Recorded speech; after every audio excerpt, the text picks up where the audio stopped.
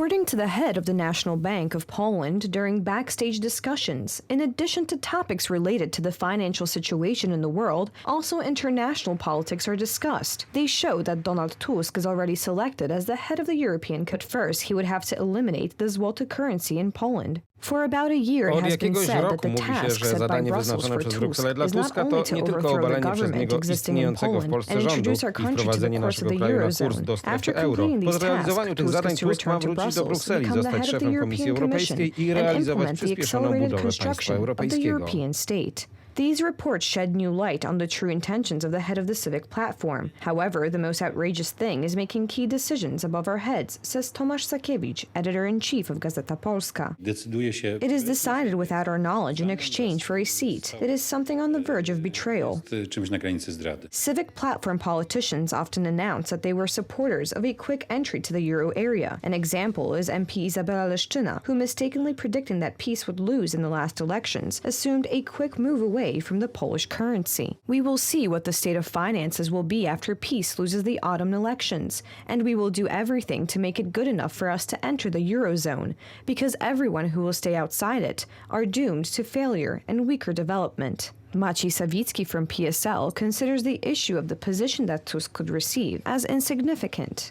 The prominent Polish representative in the European Council at the moment is Prime Minister Mateusz Morawiecki and has been in charge of Poland for 7 years because PiS is in charge, not Donald Tusk. So I wouldn't even bother with what Tusk wants because there is nothing.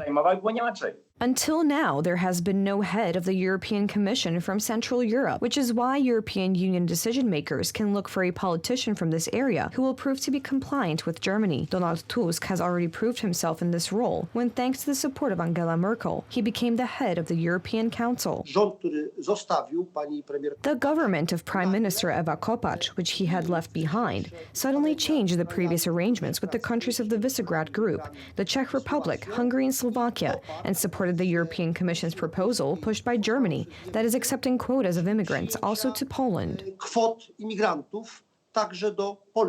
Joining the Eurozone would prevent the development of Poland and lead to the impoverishment of the society. This is evidenced by inter alia, examples of neighboring countries that have abandoned their own native currencies. For example, after resigning from the crown in 2009, Slovaks began to massively come to Poland for weekly shopping.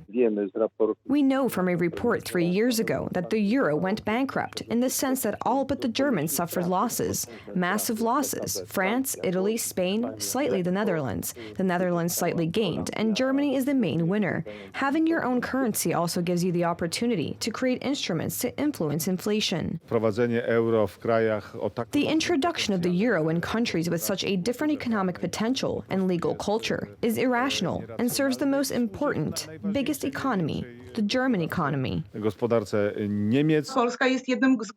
Poland is one of the main opponents, so I am not surprised that someone who would remove this obstacle from the federalization of Europe might have been anointed.